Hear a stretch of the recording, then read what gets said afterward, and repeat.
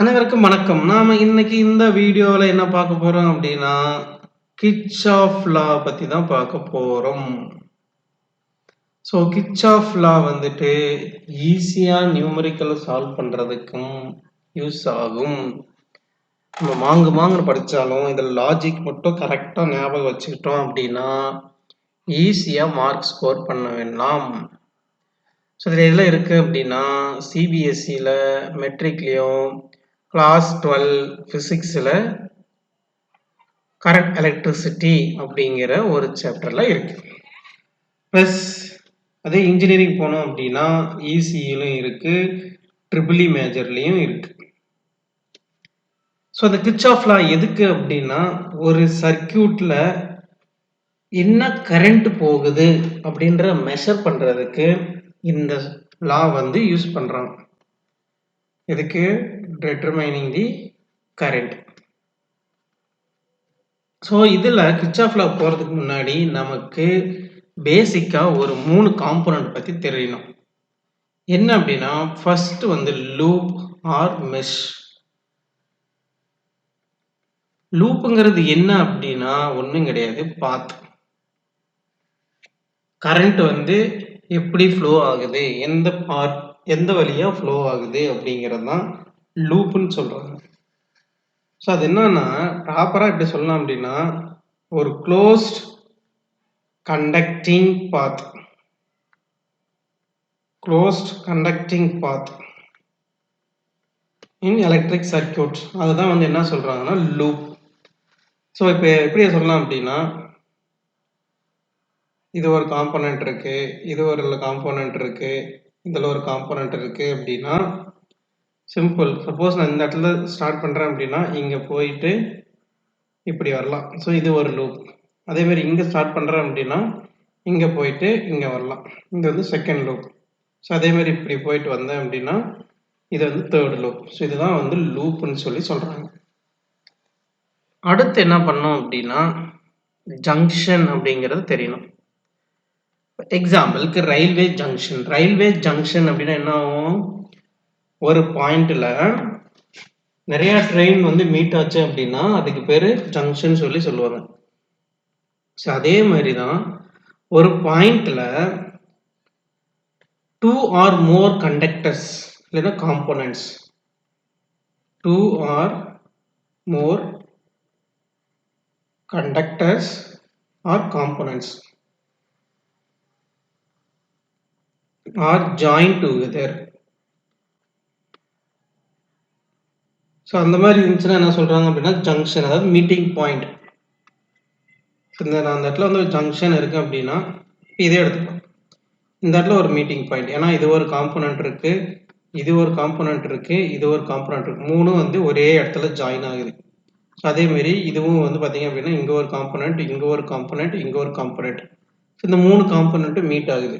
இந்த மாதிரி மீட் ஆகுறதுக்கு பேர் தான் என்ன சொல்றாங்க அப்படின்னா ஜங்ஷன் அப்படின்னு சொல்லி சொல்றாங்க. தேர்ட் காம்போனன்ட் என்ன அப்படின்னா பிரான்ச். பிரான்ச்னா ஒண்ணும் இல்லைங்க, 2 ஜங்ஷன் கம்பைன் ஆகி இருந்தது அப்படின்னா அதுக்கு பேர் வந்து பிரான்ச். 2 ஜங்ஷன், ஓகேங்களா? ஒரு சர்க்யூட்ல ஏதோ ஒரு பார்ட்டாகவும் இருக்கலாம், ஓகேவா? a component இல்லைன்னா conductor or part between any two junction is called branch ன்னு சொல்லுவாங்க. இப்போ இந்த இடத்துல ஒரு ஜங்ஷன் இருக்கு, இந்த இடத்துல ஒரு ஜங்ஷன் இருக்கு, கலர் மாத்திக்கலாம், இந்த இடத்துல ஒன்று இருக்கு. இப்போ இது ஒரு பிரான்ச் 1, இது ஒரு பிரான்ச் 2. 2 ஜங்ஷன், இது வந்து ஜங்ஷன் 1, ஜங்ஷன் 2, ஜங்ஷன் 3. இந்த மாதிரி 2 ஜங்ஷனுக்கு இடையில இருந்தது அப்படின்னா அதுக்கு பேர் வந்து பிரான்ச். இதை தெரிஞ்சிட்டாவே நமக்கு மெஜாரிட்டி ஈஸி. அடுத்து நம்ம என்ன பண்ண போறோம் அப்படின்னா we are going to discuss about basic laws. என்னென்ன லாலாம் இருக்குது அப்படின்னு பார்க்க போறோம். அதுக்கு முன்னாடி ஆல்ரெடி நீங்க படிச்சிருப்பீங்க 2 லான்ட்டு, அதை தான் பார்க்க போறோம். ஸோ லான்னு சொல்லலாம், ரூல்ஸ்ன்னு கூட சொல்லலாம். ஓகேங்களா? கிர்ச்சாஃப் லாஸ்ன்னு சொல்லுவாங்க, இல்லைன்னா ரூல்ஸ்ன்னு கூட சொல்லுவாங்க. ஓகேங்களா? ஸோ நம்ம இதில் 2 ரூல் இருக்கு. ஸோ இதில் என்ன பண்ணுறோம் அப்படின்னா, ஃபர்ஸ்ட் ரூல் என்னன்னு சொல்லி பார்க்கலாம். இல்லைன்னா first law, Kirchhoff first law or first rule அப்படின்னு சொல்லி சொல்லுவாங்க. இதுக்கு இன்னொரு பேர் இருக்கு. என்ன அப்படின்னா கிர்ச்சாஃப் ஜங்ஷன் ரூல் சொல்லி சொல்லுவாங்க. இதுக்கு இன்னொரு பேர் இருக்கு, கரண்ட் ரூல் சொல்லி கூட சொல்லுவாங்க.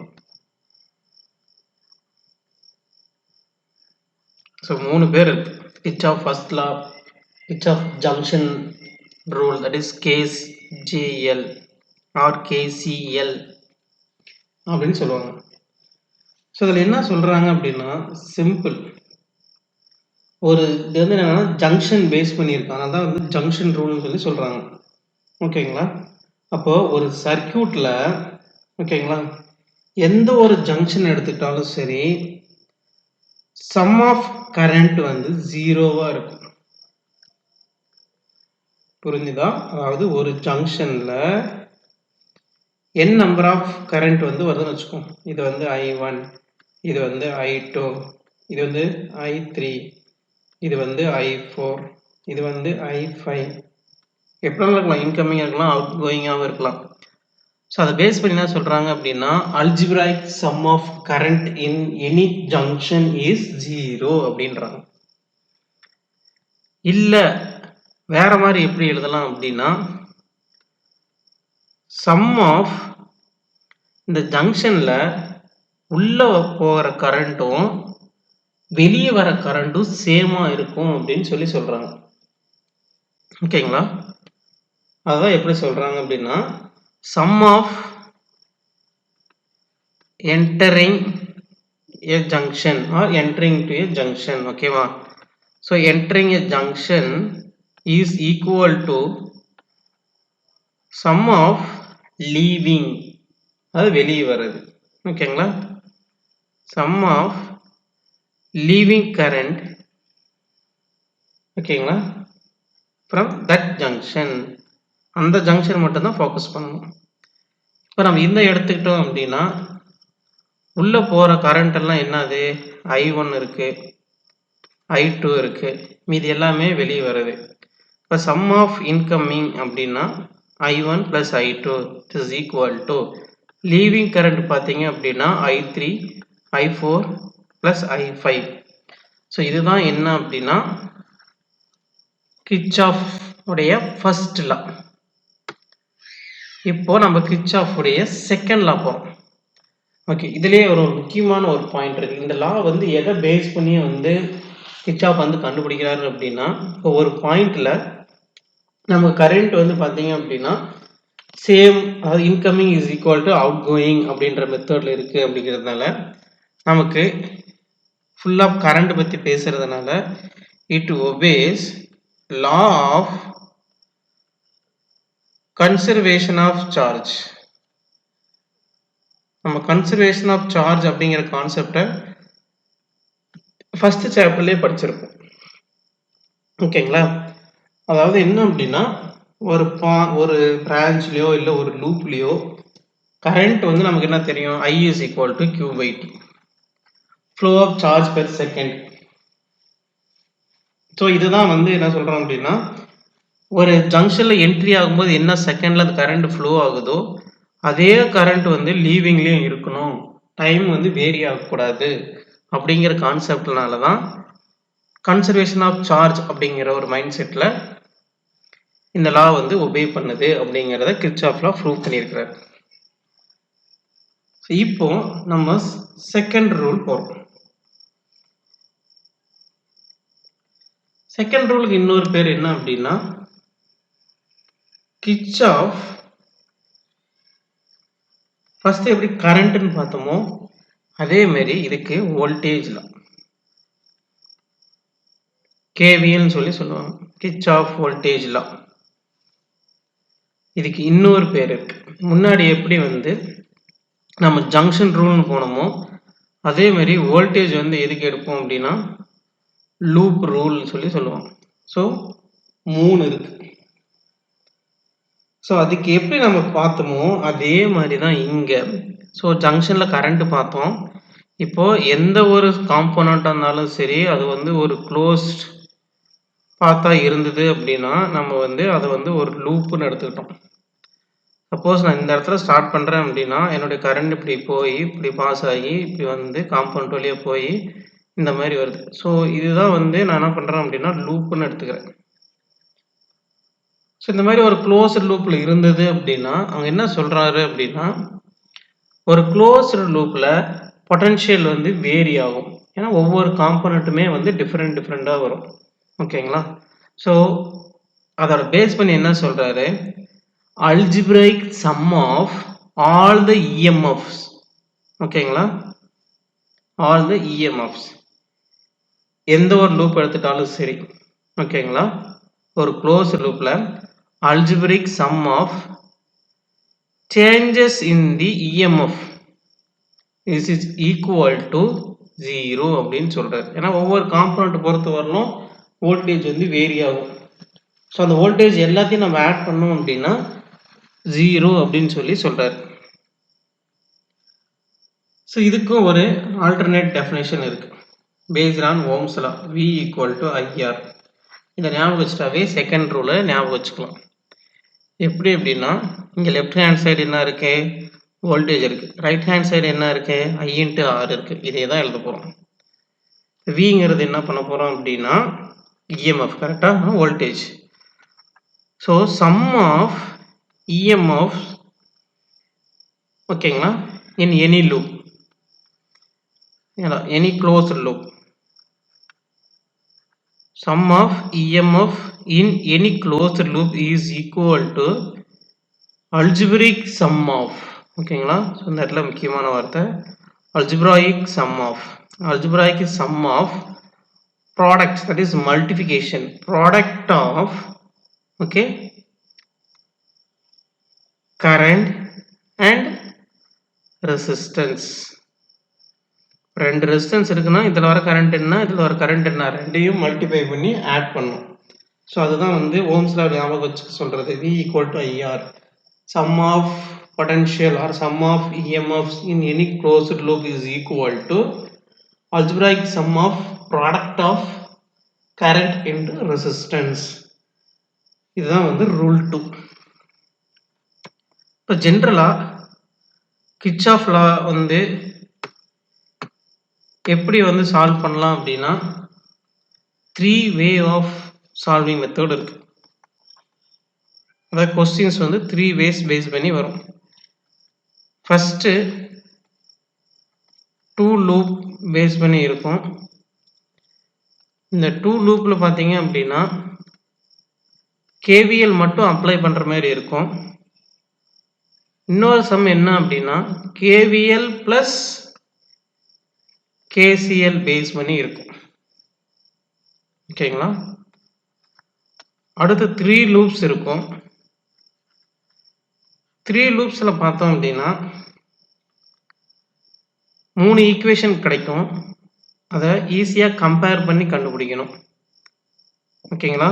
ஸோ அது வந்து பண்ணோம் அப்படின்னா டைரக்டாகவே சொல்யூஷன் கிடைக்கும். ஸோ அது வந்து டைரக்ட் சொல்யூஷன். இன்னும் பார்த்தீங்க அப்படின்னா மல்டிபிள் கம்பேரிஷன் பேஸ் பண்ணி இருக்கும்.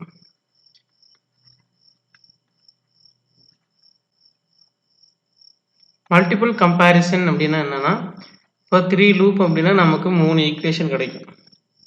இப்போ நான் 1 2வே கம்பேர் பண்ணோன்னா எனக்கு ஈக்குவேஷன் 4 கிடைக்குன்னு வச்சுக்கோம். 1ஐயும் 3 கம்பேர் பண்ணும்போது எனக்கு ஈக்குவேஷன் 5 கிடைக்கும்.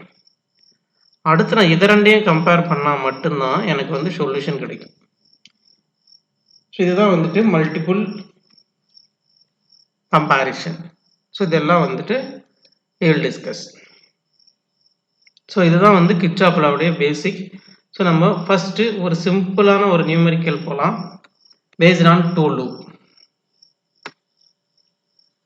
ஸோ ஐம் 2 லூப் பேஸ் பண்ணி ஒரு நியூமெரிக்கல்.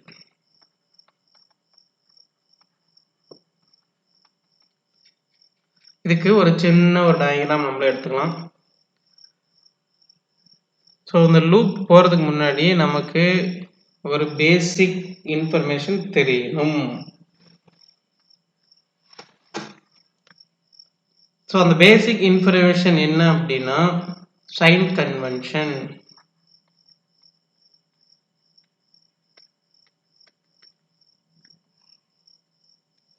சைன் கன்வென்ஷன்ல பேட்டரிக்கு தனியா இருக்கு, கரண்ட்டுக்கு தனியா இருக்கு. இந்த சைன் கன்வென்ஷன் கண்டுபிடிக்கிறதுக்கு முன்னாடி கிர்ச்சாஃப் லா என்ன பண்றாரு, 2 டைரக்ஷன் எடுக்கிறாரு. அசம்ஷன் நம்மளே அசியூம் பண்ணிக்கிற மாதிரி. ஓகேங்களா? என்ன பண்ணலாம் அப்படின்னா we can take any direction, நம்மளுடைய imaginary direction. அதில் கிளாக் வைஸாகவும் இருக்கலாம், இல்லை அப்படின்னா ஆன்டி கிளாக் வைஸாகவும் இருக்கலாம். எது வேணாலும் யூஸ் பண்ணிக்கலாம். ஒரு லூப் கிளாக் வைஸ் யூஸ் பண்ணிக்கலாம், இன்னொரு loop anticlockwise use பண்ணிக்கலாம். அப்படி மூவ் பண்ணும்போது பேட்டரிக்கும் கரண்டோட டைரக்ஷனுக்கும் நம்ம சைன் கன்வென்ஷன் பண்ணணும். ஸோ பேட்டரி அப்படின்னா நமக்கு ஒரு ரெண்டு பாசிட்டிவ் ஒரு ரெண்டு நெகட்டிவ் இருக்கும். கரெக்டுங்களா? இப்போ கிளாக் வைஸ் டைரக்ஷன் அப்படின்னா இந்த மாதிரி போடுவோம், ஆன்டி கிளாக் வைஸ் டைரக்ஷன்னா இப்படி போடுவோம். இப்போ நான் கிளாக் வைஸ் டைரக்ஷன் எடுக்கிறேன் அப்படின்னா இமேஜின் பண்ணுங்க, இந்த இடத்துல நான் ஒரு கிளாக் வைஸ் பண்றேன். ஸோ என்னுடைய ஏரோ மார்க் இப்படி போகும். ஸோ ஏரோ மார்க் இப்படி போகுது. என்னுடைய பேட்டரியோடைய பாசிட்டிவ் டெர்மினல் எப்படி இருக்கு, இப்படி இருக்கு, இந்த சைடு இருக்கு, லெஃப்ட் சைடு. ஸோ நம்ம பாசிட்டிவ்ல இருந்து நெகட்டிவ் போகணும். இது வந்து பேட்டரி, இது வந்து அசம்ஷனுடைய டைரக்ஷன். ஸோ இந்த மாதிரி ரெண்டுமே ஒரே டைரக்ஷன்ல இருந்தது அப்படின்னா அந்த டைம்ல நம்ம பேட்டரியோடைய வேல்யூ என்ன எழுதணும் அப்படின்னா பாசிட்டிவ்ல எழுதணும். ஃபார் எக்ஸாம்பிள், இந்த பேட்டரியோடைய வோல்டேஜ் 5 வோல்ட் அப்படின்னா V ஈக்குவல் டு +5ன்னு எழுதணும். சேம் டைரக்ஷன் இருந்துச்சுன்னா. லெஃப்ட்ல இருந்து ரைட்ல போகுதா, ரைட்ல இருந்து லெஃப்ட் போகுதா, அதெல்லாம் ஒரி பண்ணிக்க தேவையில்ல. இதுதான் கான்செப்ட். +5 வோல்ட்னு எழுதணும் அப்படின்னா முடிஞ்சது. சப்போஸ் இதே நான் வந்து என்ன பண்றேன் அப்படின்னா ஆன்டி கிளாக் வைஸ் டைரக்ஷன் போடுறேன். ஸோ இமேஜின் பண்ணிக்கோங்க. ஸோ இந்த இடத்துல so I will going here. Battery வந்து பாசிட்டிவ் வந்து இந்த டைரக்ஷன்ல போகுது. அதே நான் கிளாக் வைஸ் டைரக்ஷன்னா எனக்கு சேம் டைரக்ஷன் வந்துச்சு. இப்போ ஆன்டி கிளாக் வைஸ் டைரக்ஷன்ல போகுது. ஓகேங்களா? இப்போ ஆன்டி கிளாக் வைஸ் டைரக்ஷன்ல போச்சு அப்படின்னா இப்போ நான் இந்த டைரக்ஷன் எடுத்திருக்கேன், நம்மளுடைய அசம்ஷன் டைரக்ஷன். இந்த மாதிரி இருக்கும்போது ஆப்போசிட்ல இருந்தது அப்படின்னா நம்ம நெகட்டிவ் சைன் வந்து யூஸ் பண்ணணும். அப்போ V வேல்யூ எக்ஸாம்பிள் என்ன சொல்லலாம், 5 வோல்ட் அப்படின்னா -5 வோல்ட்னு எழுதணும். அவ்வளவுதான் கான்செப்ட். இப்போ கரண்ட்டுக்கு வரும். இப்போ ஒரு ரெசிஸ்டர் இருக்கு, இதுல வந்து கரண்ட் வந்து I அப்படின்னு போகுதுன்னு வச்சுக்கோங்க. இப்போ நான் கிளாக் வைஸ் எடுத்திருக்கேன் அப்படின்னா இப்போ கிளாக் வைஸ்ல எடுக்கும்போது என்ன ஆகுதுன்னா கரண்ட் வந்து எனக்கு இந்த டைரக்ஷன் போகுது, என்னுடைய அசம்ஷன் வந்துட்டு இந்த டைரக்ஷன்ல போகுது. ரெண்டுமே ஆப்போசிட் இருந்தாலும் என்ன பண்ணோம் அப்படின்னா நெகட்டிவ் வந்து யூஸ் பண்ணோம். இப்போ product of I into R negative sign use பண்ணி எழுதணும். அவ்வளோதான் கான்செப்ட். அதே ரெண்டுமே பார்த்தீங்க அப்படின்னா ஒரே டைரக்ஷன்ல போகுது அப்படின்னா இப்போ நான் ஆன்டி கிளாக் வைஸ் எடுத்திருக்கேன். ஸோ ரெண்டுமே ஒரே டைரக்ஷன்ல போகுது, கரண்ட் இப்படி தான் போகுது, டைரக்ஷன் இப்படி தான் போகுது. ஸோ இந்த மாதிரி எழுதும்போது என்ன பண்ணோம் அப்படின்னா product of I into R positive sign வச்சு எழுதணும். ஸோ இந்த ரெண்டு சைன் கன்வென்ஷன் இருந்தால் மட்டும்தான் நமக்கு கிர்ச்சாஃப் லாவை ஈஸியாக சால்வ் பண்ண முடியும்.